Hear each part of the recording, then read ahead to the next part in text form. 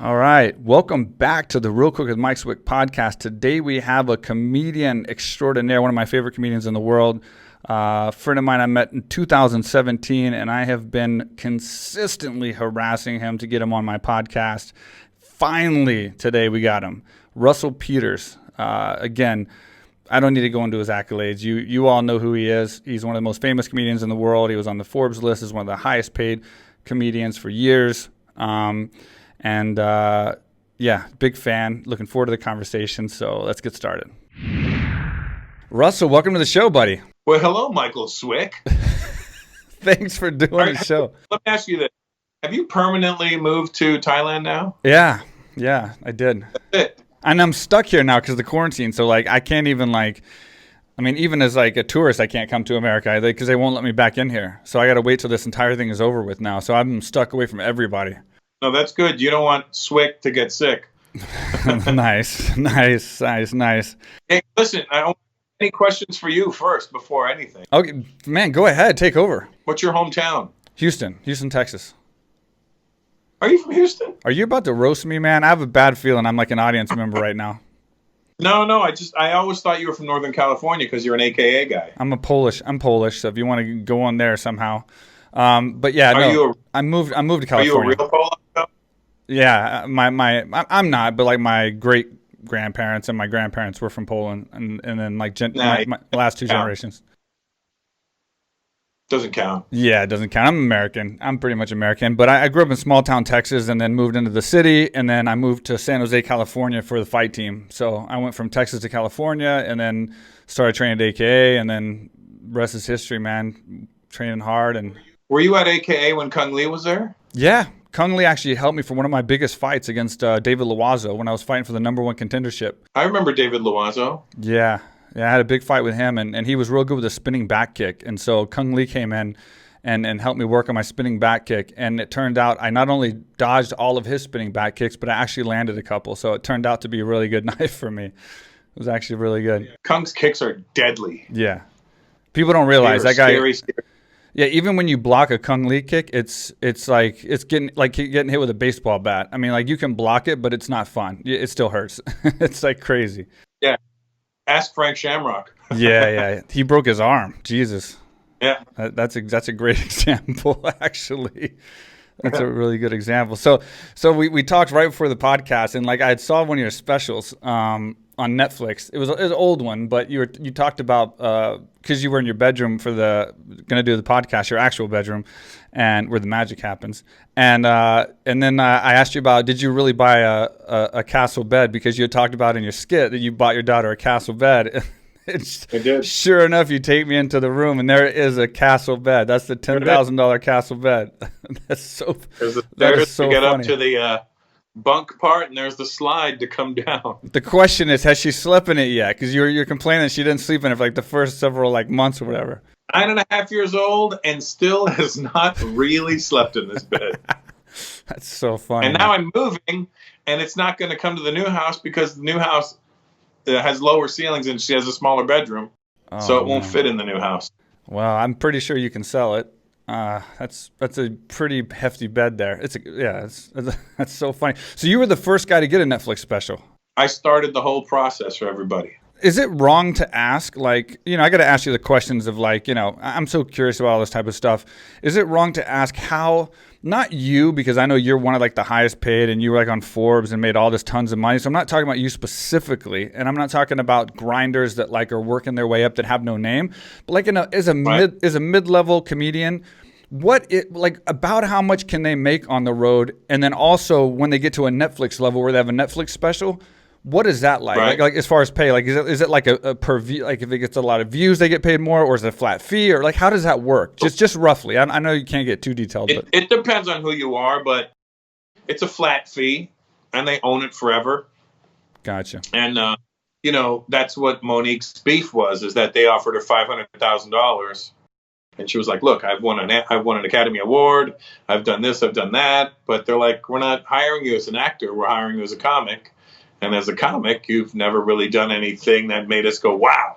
Yeah, crazy. So offered what they thought she was worth. They do tend to undervalue guys and girls or overvalue some people sometimes that, you know, sometimes they pay for a name who's not necessarily going to have a good special or is that good of a comic.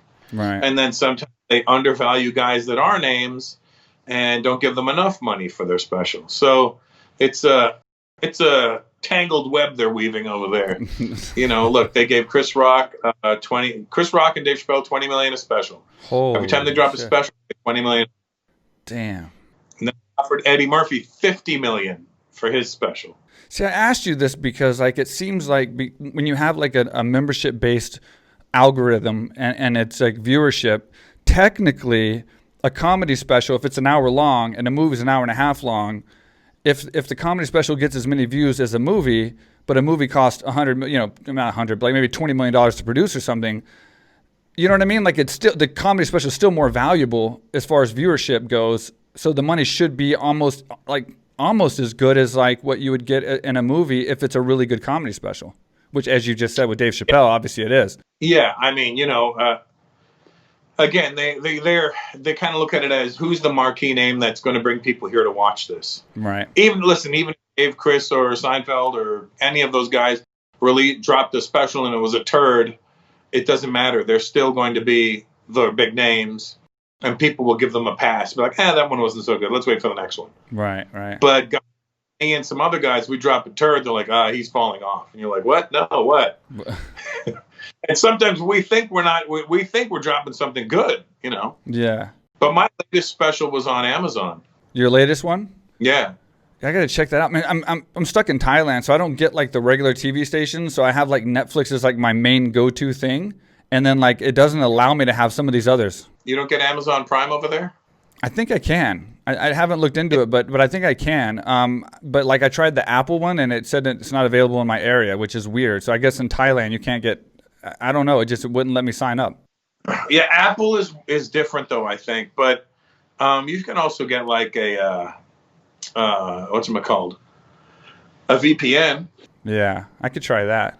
Yeah, that might work. That's what I'm on the road. I use a VPN so that way I can access things back home. So when you say like you dropped a stinker, you bombed or something like that, like obviously I know you must have bombed in your career and stuff, but you're so good at what you do and you're so great at interacting with people and stuff. What is it that causes a comedian to bomb? And then like, is it just mental? Like you just make a mental mistake, and then once you bomb, it's just like a domino effect. It's hard to come back from that because I mean, you probably can bomb, like, or you have probably bombed and then killed the very next set. So it's not like anything changed as far as your skill set. What is it that causes you to actually bomb, and then how do you handle it? It's kind of like, when you meet somebody and your timing is off. It's like, let's think about like fighting. You go into the gym one day and you go to whatever. Say you're gonna have a light sparring session, and every time you throw something, the guy's not there. Right. You throw a gun. You're like, I could usually hit this guy with this punch, but your timing is off. Yeah. And then reset a whole next day, and then you go and spar with the exact same guy, and you'll tap him, and you'll get him every single time. Yeah, it's the same in comedy. Sense. Have a bad night. Yeah, but when you're shooting, if you have a bad night, don't use it. You know what I mean? Yeah. But then again, also people are finicky, so they're like, "Oh, I heard that." I'm like, "No, you didn't. There's no way you heard that because I'm just recording it now for the first time." Yeah. Oh, that sucks when they say that. I can see that. Like I've met people before and had a conversation, and then like I was just in a pissy mood or some weird thing happened, and then I left and I was like, man, that guy probably thinks I'm such an asshole or such an idiot or something. Like maybe I say something stupid or something, and it was just totally like random. So I totally can understand kind of how that happens. It just seems like guys with your experience, like I've seen, like you told a joke on that same special I was talking about, and then you just covered it. You were just like, well, that missed, or that went over his head, and then you went right back into it and just didn't skip a beat, and it was like nothing happened. It wasn't. And then I've been to like the Comedy Store, and a guy bombs, and then it's like he just keeps bombing, and you just feel so awkward for him. You're just sitting there, and you're almost like shrinking in your chair because you just feel so bad, and he just keeps trying, right. And even though he's trying, it seems like that domino effect is happening, and he's just getting it's just getting worse and worse. Yeah, but here's the thing: like when you're a pro. When you start bombing, you start to accept the bombing, and you try to make fun of yourself for bombing. And you can sometimes turn it around from that. Yeah. How is it getting used to the nerves of that? Like obviously getting out and fighting, it was like a slow process of like getting used to bigger stages. But the thing is with us is like when you get punched in the face, I think Mike Tyson, your boy Mike Tyson said it best, you know, a lot of times your game plan goes out the window, but it's not necessarily that as much as like once you start getting in the actual fight, then it's so violent and it's so in your face, it really takes away everything else.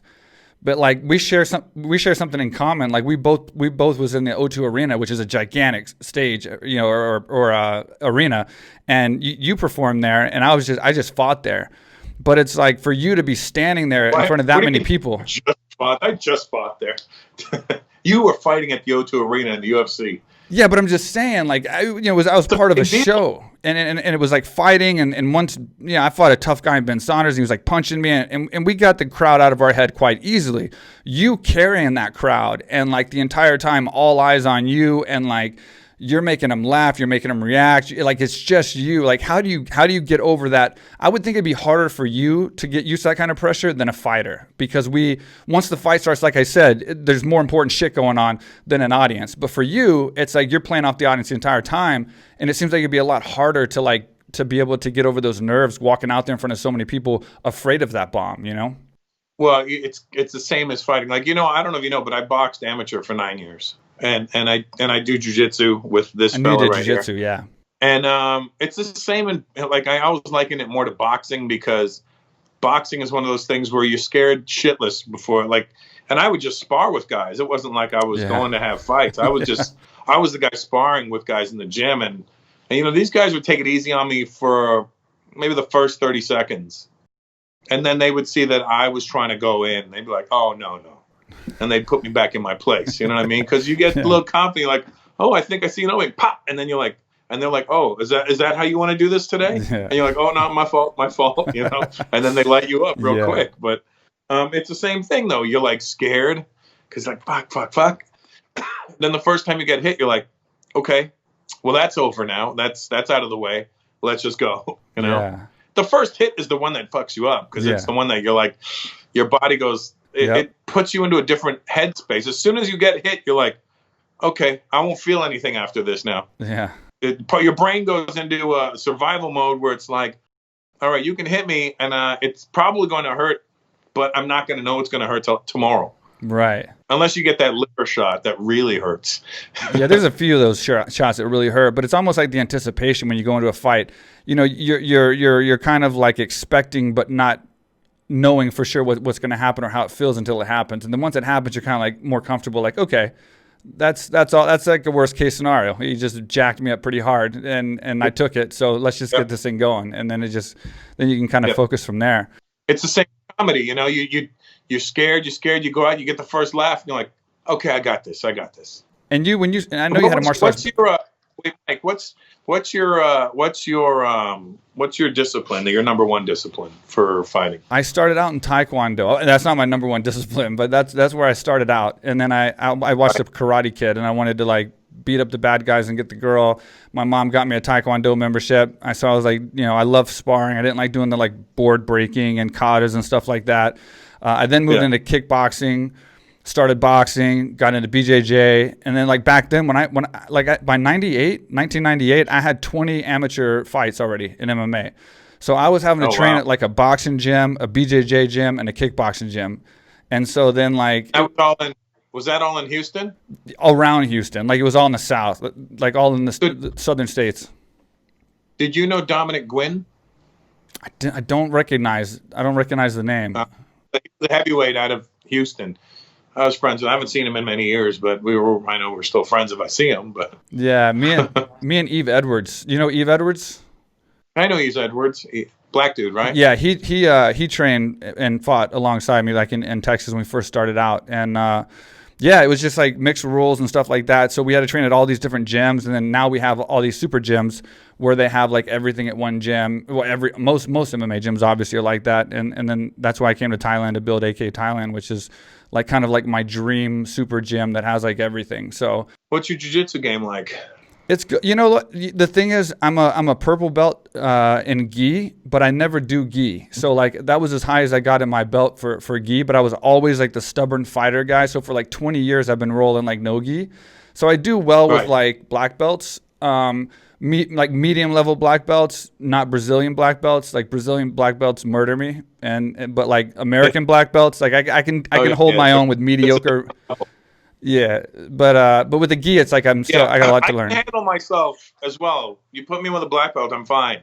You put me with a Brazilian guy, I'm like, oh boy, they know shit that we don't know. Crazy, yeah.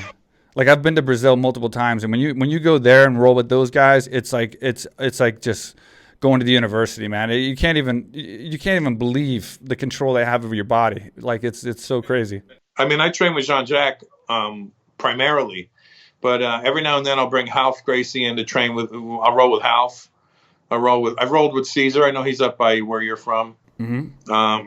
Roll with Henzo. Roll with Hegan. I just had both of them on the podcast, back to back this month. But those guys always just spank me. Yeah, of course. Spank the shit out of me. It's not even like fair. Yeah.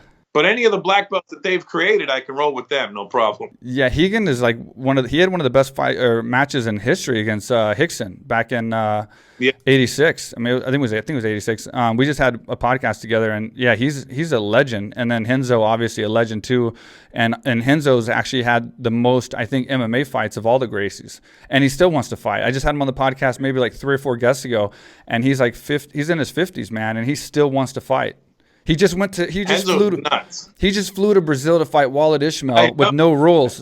like flew there to fight him, like, and didn't tell anybody. It wasn't like a big media thing. The guy took off. The guy didn't fight him. Yeah, it's crazy. Yeah, the guy got scared. He heard Enzo's flying in to beat him up, and he left. I'd probably do the same thing though.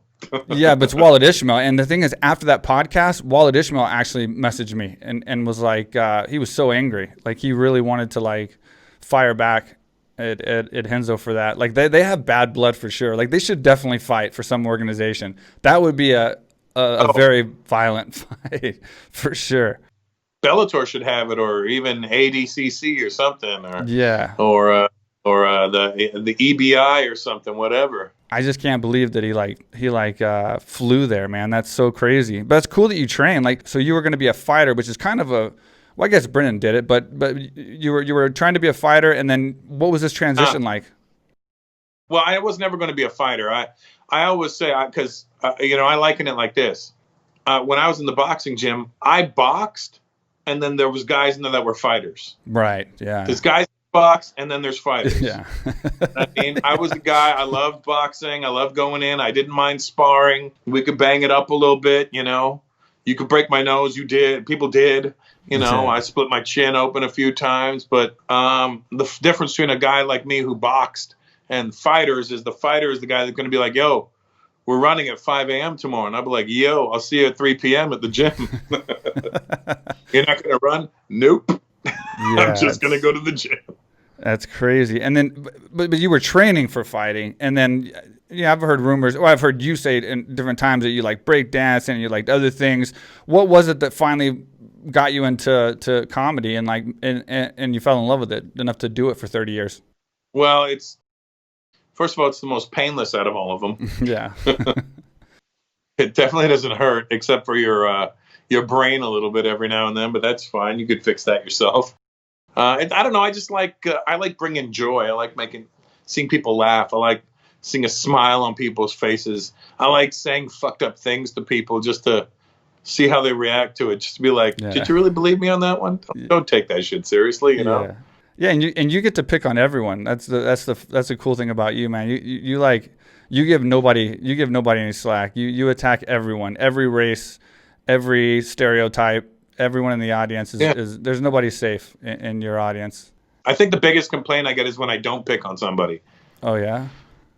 Yeah. By the way, have you learned how to speak Thai since being there this long? A little bit. As I have 40 employees and I still speak very little Thai. Yeah. It's a hard language, man. I know, but I mean, you're there, dude. Yeah, but how long you been there? But you got to understand, all my customers are international. So my staff is Thai, and most of them speak English. And then I have translators, and the department heads talk to their departments in Thai. But my guests are all international, and probably 80% Russian dialect. So I speak Russian well, decent, not really? Well, but decent, yeah. So yeah, I know when you go into your Russian dialect jokes, I know what you're saying. Yeah, that's who I talk to the most is like the guest. And so like I speak a little bit of Russian and a lot of English. Most people speak English here. So it's just right now we're stuck on an island, and I have one of the biggest gyms in the world and no customers because they've locked the borders down. So it's not the ideal situation. You know, it's a great optimistic goal to build one of the biggest gyms in the world and then actually build it and make it like successful, and then like not cool when it gets shut down and they lock the borders, cancel the flights, shut the airports down, and you're just sitting here for like 6 months looking at this big gym like, shit. I mean, everybody's suffering. Phuket, yeah. Everybody's suffering, but it's like it just sucks, this pandemic. Wow. But well, that sucks. You're still going though, right? You got shows coming up. I got shows this weekend in your native state of Texas. Oh yeah? Yeah, I'm in Addison, Texas this weekend. Oh, nice. Which is I think just a little north of Dallas. You're gonna have fun making fun of Texans. Well, I haven't performed since July. Oh wow. So I don't know. It's literally ring rust. It's the exact same thing. Yeah. Yeah, I gotta mentally prepare for this one because I don't even feel like a comic anymore because I've been doing so much regular normal shit. You know what I mean? Like I feel like a civilian. Yeah. I feel like when Superman put that crystal and became a regular guy. That's funny. And we were mentioning Thailand a while ago, like I met you in 2017, and then in January of 2018, I think it was, you went to Bangkok, and I was hoping you'd come down to Phuket. You didn't have time or whatever. What did you think about Thailand? Right. Like how was your experience in Thailand when you performed? I always love Thailand. Thailand's a really great, like Bangkok is an amazing city. Like that's literally the city that never sleeps. Yeah. Yeah. I've never seen a time where Bangkok is asleep. Yeah. And I'm not talking about the weird sex shows or nothing. Yeah. I don't like that weird shit. It just doesn't stop. I don't want to see a razor blade or a fucking ping pong ball come out of there, you know? I want to look at all your fake shit that you're selling. Yeah, exactly. I want to hang out. You know, I got some friends out there, DJ Buddha and DJ Ono. They have that crew out there called Titanium. Oh, yeah? Yeah, and so Buddha's from Queens, New York, and Ono's from Vancouver, Canada. So when I'm out there, I got both of those guys with me, and they take me around. And Buddha's his parents are from Thailand, so he speaks Thai perfectly. Well, when you come back, you're gonna have to hit up Phuket, man. I'll show you the islands and stuff. It's a whole different world down here. Like Bangkok is like one thing, but when you come to Phuket, it's like going to a different country, man. It's a whole different ball game, and it's like beautiful. I mean, the islands, it's like jungle, islands, mountains. It's pretty outstanding. So I'll definitely hook you up when you come back. All right, guys, it's time for the sponsorship break. I'll make it as brief as possible. This podcast is brought to you by AKA Thailand, the world's premier luxury training resort here in Phuket, Thailand. akathailand.com for all information, or you can email info@akathailand.com. As of the taping of this podcast, the 30% special, the reopen special is still going on. You can get all group training for 30% discount. That's a third off, which is going to help pay for your flights, your food, any additional stuff that you want when you get to AK Thailand. It's a huge discount, and it's all group training. So you can purchase a week, you can purchase a month, 3 months, 6 months, a year, however much you want. 30% discount right now. No expiration date. You can use it anytime in the future. 2021, 2022, 2023, it doesn't matter. If you decide not to come, which is a really bad idea, by the way, you can give it to anyone you want. We can transfer it. No problem. No questions asked. Just give us the new name, put it in the POS, transfer it. Your friend or whoever you give it to can come and take advantage of the training, enjoy themselves, make their lives better, make themselves better, reach their goals, create successes of their own at AK Thailand. So definitely check out akthailand.com. The pricing page is already set up to do the discount for 30%. If you're not familiar with the gym, you haven't seen the podcast, or you don't know what I'm talking about, here's our commercial. What's up, everybody? I am here in Thailand. This is the first time I've ever been here. Been dying to come here for years. Mike Swick, he's one of the big reasons he's been trying to pull me down here. What he built down here, AKA Thailand, is incredible. There's people here from all over the world.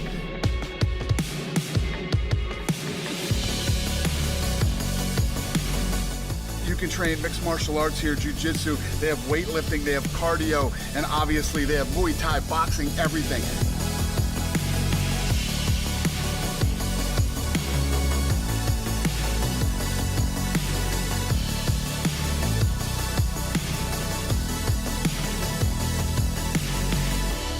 telling you guys, I know everybody wants to go to Thailand because Thailand's so cool, but you can't come to Thailand without coming to AKA Thailand. Come on.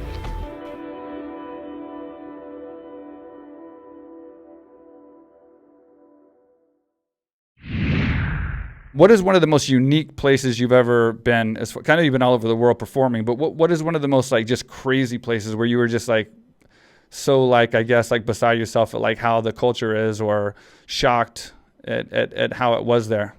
Well, Thailand, Bangkok's definitely one of those places. Yeah, Like just the way they do things is really cool. And I've been going to Bangkok since around 2000 and I want to say around 2000 and maybe around 2000. Yeah. So when funny. I would work out of England, because England would have these gigs, okay, those little English or Irish pubs in Bangkok, and they would have like a guy from England book these comics from England, but I was working out of England at the time. So it'd be like, hey, do you want to go to Bangkok? I'm like, hell yeah, I want to go to Bangkok. But I dig it a lot there, and I always say Thailand is like that place. It's like if India and China became one country, it would become Thailand. Because the food is very similar. It's like noodles, but they're really spicy and curry. Yeah, it's a mix. Then they got the Hindu gods all over the place. Their writing is more similar to South Indian writing. So it's like this hybrid country that kind of that melds both worlds and makes these wonderful. And everybody's so nice over there. Yeah, super nice. I never met one asshole from there when I was there. Yeah. You'll meet assholes that are not from there, but not the actual Thai people. They're awesome. And they always make you feel like you've come up with the best idea. Like when I would order breakfast in my hotel room, I'm like, hi, can I order breakfast? Like, breakfast. And I'm like, yes. And it make me feel good about it. I'm like, well, and what would you like, sir? Can I get an omelet? Ooh, omelet. I'm like, yeah, omelet. Fuck yeah. She's like, and can I get cheese? Oh, cheese. And broccoli. And I'm like, fuck yeah, you want one too? I feel like sharing it with you. That's Thai culture right there. It's funny, we've both been going to Thailand since 2000. But like, yeah, they're the friendliest people in the world, but you just don't cross them. Like they're the type of people like when it comes to that, you have to really push the boundaries to cross a Thai person. But if you do, like these drunk Europeans come in here and they get drunk and they say stupid stuff and they cross Thai. If you cross a Thai and like push them past that limit, then like machetes and axes and like all kinds of shit comes out. It's like Command and Conquer or something. It's nothing like anything you've seen. Like you definitely don't want to cross the Thais for sure. But they're super sweet, super nice, super friendly. You have to really try hard to be a dick to piss them off. It's usually the Europeans that do it. Yeah. I'll say everyone. I don't want to just narrow it down to just the Europeans, but well, I would say the English because they get drunk and they get real cocky. Yeah, they do. You've seen it happen. Yeah, I have. And then they want to wife these prostitutes out there. You're like, wait, what? You know, the biggest problem, the funny thing is, the biggest problem is these guys get drunk and they meet a girl and they start like making out with the girl and they start like, hooking up or whatever. And then they find out that the girl's not a girl. This is the number one problem. So when when they're drunk and they find out that the girl they've been kissing for the last like hour and a half is a guy, that's when they get mad. So then that's when they start, and then they want to fight the girl, the lady boy, and then they have to end up fighting like 10. I can't tell you how many times I've seen like 15 lady boys beat up like a European guy because he jumped on one and then they all jumped on him. It's pretty interesting. It's pretty interesting scenario, but yeah, you definitely don't want to mess with them. I'd say for a lot of tourists, the one word the one sentence you should find out is, are you a male or a female? Yeah, that would be probably a good first step. What were you born? Yeah, that'd definitely be good. Another thing we shared in common is you've toured Iraq and Afghanistan both, correct? Yeah. So I've done a lot of USO tours and AFE tours during my UFC career. What did you think about that? Like performing for the troops? Like how appreciative are those guys when you show up? Well, what's funny is I did it in 2007. Mm-hmm. They weren't that appreciative when they saw me, to be honest with you. Oh, really? Yeah, because I did it in. So it was me, Wilmer Valderrama, and Myra Veronica. And it was Thanksgiving 2007. Now you got to understand, these guys are out there fighting a war. Right. And they got 3 people to come and entertain them, and none of them are white. Wilmer's Colombian, Myra's Cuban. I'm an Indian guy from Canada, and I look like the people they're fighting with. Oh wow. So I was the only one doing stand up. Like Wilmer would just be like, "Hey, I'm famous from TV." Myra's like, "I'm a beautiful pinup girl," and I'd be like, "Hey guys," they'd be like, "What the fuck do you want?" And I'm like, nothing, just happy Thanksgiving." And because I'm Canadian, they're like, "Not even your Thanksgiving, stupid," Oh wow. It wasn't the best experience as far as the shows went, but I mean, at least I did something good. Afghanistan was good, but some of the other places I did shows, they were like, they were like, no, we don't want to see you, buddy. Yeah, maybe it was like in the deep stress of the war. It's a lot of crazy emotions. The war was in full effect at that time. Yeah. So, and we flew in a convoy of Black Hawks. Yeah. In Iraq, it must have been six Black Hawks in a row, and we got locked in on from the ground. So when that happened, our Black Hawk went black inside and went dark. They go, we got locked in on, and the lights go right out in the Black Hawk, and then they shoot flares out the side to get the missile to hit something else. Oh wow. It was a wild time. Yeah. Yeah, I was in Kandahar and we got attacked on the airfield by rockets.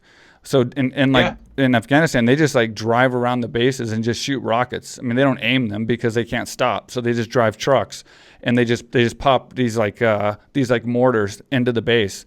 And so they start blowing up everywhere. And we happen to be on the airfield loading into one of the planes, the one with the I don't know exactly which plane it is, but the one with maybe it's a C-130 with the back end that drops. And as soon as we would get as soon as we get into walking through the asshole of it. Yeah, we literally got in and out of the plane more than we flew. We went in and then they bombed the airfield. We had to get out, lay on the pavement, which is the fucking craziest thing because it's like when you start getting bombed, they make you lay on the pavement of the airfield. Like you would think you just run like hell into like the bunker, but you have to stop and lay on the pavement first, by a plane, right next to a plane, which is like I would think a target, So I'm like nervous as shit laying there, and then after like a couple of minutes, then you run to the bunker, you wait in the bunker, and then we did that like one night. It was like 3 times in a row. We had to go back to the plane, and the bombs weren't that close, but it was still like it's scary, man. People don't realize how scary it is until there's like rockets being fired in your direction. It's like some serious shit. It's real. Yeah. It's real out there. And we stayed in one of Saddam's palaces when we were in Baghdad. Camp Victory. I was there too. You saw the big moat around the. He had all the water with the big fish in it. The big huge fish. Yeah. And the bread and the fish go nuts. Yeah. I stayed there too. Insane. That's so crazy. We stayed in the same place. We stayed in Saddam's palace, dude. That's so freaking amazing. Let me ask you this. Did you get a rash on your ass? No, I didn't stay in that room. I did. Me and my brother both got a chapped ass from the toilets at Saddam's place. Oh, I'm like super OCD. I probably didn't even touch the toilets. 2 months, our asses were itchy as fuck. It's crazy. Wasn't it crazy? Did they show you how fake everything was? Like the marble and all that wasn't real marble, and like all like the palace. It looks all amazing and like glamorous, but in reality, it's all like cheap material and stuff. No, they never showed us that. They didn't show you that? Like, but I think we picture me sitting in Saddam's throne and stuff like that. Yeah. And then I felt the building shake one morning because something got blew up around us. Yeah. That's crazy. We stayed in the same place. A big ass solid building and it went boom, boom, and it just shook. Did you stay in the same palace where they had like the room in the center with all of his like presents and stuff, like the vases and all the stuff that he got as gifts and all that? Because there was a main one right in the center, and they said this is where the room where like all the VIPs stay, or like ex-presidents or something like that. And yes, I think I did. Yeah, and then the toilets are all like gold and look all like amazing. Like that's crazy. You get the chapped ass from fucking gold toilets. Yeah. Yeah, and he has like 20 sinks because I guess he was OCD or something, and he like washed his hands a lot or something. So like every bathroom had like so many sinks. Mm-hmm. It was wild, and there was a Taco Bell there. I don't know. I didn't see that one. In the green zone, they had like a Taco Bell and all kinds of crazy shit, like a Burger King. Did you go to Flintstone Village? I don't know. Oh, okay. There was a Flintstone Village that Saddam had killed like one of his daughter's husbands or something. Like his As you do. Yeah, and so he felt bad for the kids, like the grandkids, because they lost their father. So he built like a Flintstone village, and it's like an exact replica of the Flintstones. And it's like you can go and tour it. Of course, it's all like damaged and all blown up now, but like it was pretty. It's like he built a whole city, like this Flintstone village. But anyway, that's crazy that we stayed in so many of the same places, man. Like that's wild. And I only met you from Chuck Liddell. I know, like that's crazy. Small world, man. Small world. And I know like a lot of people you used to train with at AKF and Northern Cali, like Zoila Frosto. And yep. Wasn't she out there training with you last year in Thailand? Yeah, she was going to actually fight in one of my shows here in Thailand, and then she got hurt.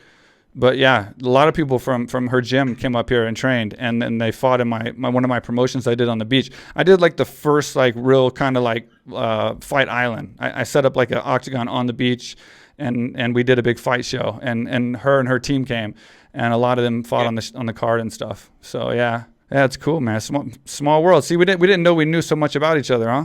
See, look at this. What do you think about the upcoming fight with Mike Tyson and Roy Jones Jr.? So I went to go see Mike about a month ago, watching him train and stuff. And I, first of all, would never want to get in that ring. I wouldn't even want to hold mitts or wear the body armor. I'm like, hell to the no. Yeah. So I said to Mike, Mike, man, because I've known him a little while. I was like, Mike, I feel you got me feeling bad for Roy Jones. And he goes, man, don't worry about that fool. He's making so much money he could buy himself a fly ass wheelchair after. I was like, damn. He's so honest too, man. I love his podcast. I saw you on Hotboxing. Oh yeah, I think I was doing his pilot episodes for him, helping him with it. He's so honest on there, like brutally honest. He's a great guy, Mike. Yeah. Maybe it goes with the name, huh? What do you think, Swicky? Yeah, I think it's a good name. And obviously you follow UFC. I got to leave you with who's your favorite UFC fighters right now? Like what do you think about obviously Khabib and Gaethje's fighting, Tyron Woodley's fighting this weekend, Colby Covington. Who are some of your favorite UFC? Who's Tyron fighting? Colby. He's fighting Colby finally. He hates him. They hate each other. I think it's a good fight for both of them because Colby's coming off that loss, and Tyron needs a win. But Tyron's been in some wars, you know? Yeah. So that's a tough fight for both. But I think if Tyron can get inside Colby's head, he could take it. And I think Gaethje's a bad fight for Khabib. He's a tough fight for sure. Khabib, right? Yeah, he's a tough fight for sure because he's got that knockout power and he just throws those hands like crazy. And he doesn't give a shit. He's not intimidated by you. Yeah. Gaethje genuinely seems like that guy who's you can't get in his head. Yeah. No, that's for sure. If Khabib, he's my teammate, and I always want him to win, and I definitely think he's going to win. If he sticks to the game plan, I think he'll definitely win. But if he gets into like a fight where he's just going to brawl and kind of play Gaethje's game, it could be a dangerous fight because Gaethje is a savage. I mean, he absolutely is. He's got that style that makes you go into his fucking world. That's the problem. Yeah, and good wrestling too. Yeah, and I don't think it's not that I don't think Khabib can't get you there. It's just that I feel like Khabib might be distracted with the loss of his father and you know all that's going on around him.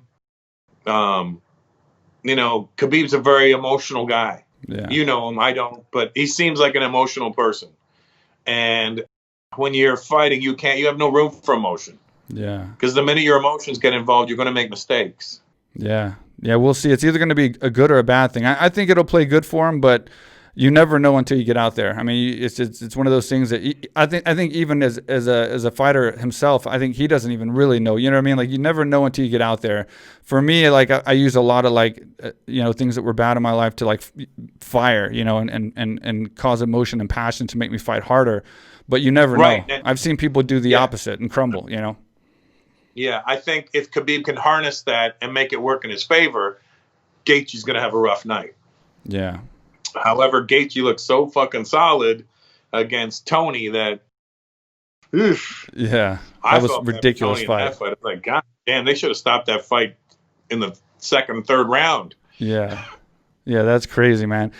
And I know you got to go, man. I appreciate you taking the time, but I got to leave you with one question. Obviously, you're an amazing comic, and so aside from yourself, who would you say is the GOAT? Who would you say is one of the best, your favorite comedians of all time? Well, my favorite comedian of all time is George Carlin. George Carlin. Hands down. Then Don Rickles, Eddie Murphy. Old school guys. And from the newer school, although he's not alive anymore, I would say Patrice O'Neal. Have you watched Patrice? Yeah, I've seen him before. Yeah. You've seen his special, The Elephant in the Room? I don't think I've seen that one. You really should. To me, I'll check it out. Personally, it's one of the best stand-up specials ever. Yeah. As far as I'm concerned, I feel like he just hit, and it's not like he did subjects that other comics didn't cover before. He just hit him right on the head. Right. Each time I watched him do it, I was like, fuck, that was so perfect. And him and I have a history. I used to sleep on his couch 24 years ago. Wow. That's crazy. Wow, that's an easy name to remember. So as far as The Elephant in the Room, so I'm going to look that up and watch it because I'm a huge fan of comedy, man. I love the intimacy of like going to a comedy club and you're just sitting in the audience, the comedian's right there in front of you, and it's like you're going to just laugh and have a great time, or whatever the case. It's just such an intimate setting, and I love seeing people perform so close, and I'm not like into plays and shit like that, but like comedy, like I can dig it. I can have a few whiskey sodas and enjoy some laughs. Well, when I see you next year, we'll have some whiskeys together. Yeah, again. Yeah, we'll do it again, man. Like have a little reunion. And then we'll roll around a little bit, but I'm going to make you wear a gi because I'm 50 years old. You're killing me, man. You'll probably kill me with a gi, man. What are you, a brown belt or something? Don't worry, I'm a little wee blue belt with 3 stripes. Blue belt, 3 stripes? Oh, you're getting there. Yeah, I think purple's around the corner. I just got to get my ass in there more often. All right, when I get to LA, we'll roll, and then we'll go out and meet up again, and then when you come to Thailand, you come to Phuket, check out the gym, and then I'll show you the islands and all the cool fun stuff that you missed in Bangkok. You can show me how to kick. I have no kicks at all. All right, done. Oh, my kicking ability, it looks like, if you ever seen the movie Midnight Run? Yeah. There's a scene where the mob guy's on the phone, and the other mob guy's just bothering him while he's on the phone, and he throws a kick. And it looks horrible. That's exactly what my kicks look like. Oh, my God. We'll work on it, man. We'll get your kicks dialed in before you leave. But, man, hey, listen, I greatly appreciate it, man. I know your time is so valuable, man, and I appreciate you taking the time out to finally do this podcast. And I've been promising you for 2 years. Am I not consistent, though? I'm consistent, huh? No, but listen, that's why you're a successful person, because you will not let it slide. You're like, nah, motherfucker, I'm doing this. I'm like, you know what? Break. I appreciate your determination. I'm a hustler, man, and I appreciate it. I appreciate you caving into me. Come on, anytime. I always wanted to do it. I just never had. I just didn't make it happen because I'm a fucking idiot sometimes. No, man, you're awesome, man. I love your work, and I look forward to seeing more and meeting up with you in LA or meeting up with you in Thailand. Love the bed. Hopefully you can somehow manage to reduce the size and get it in your new place, and she can finally use it. Look at that thing. That thing is huge, man. That's like a house. So crazy. Look, it's got all kinds of cubby holes in there. That's what you said. I know. I can't believe it's exactly how you described it on your comedy special. It's crazy. Yeah. I don't make half the shit up on my special. Apparently not. Real life. Yeah. Good job. Yeah.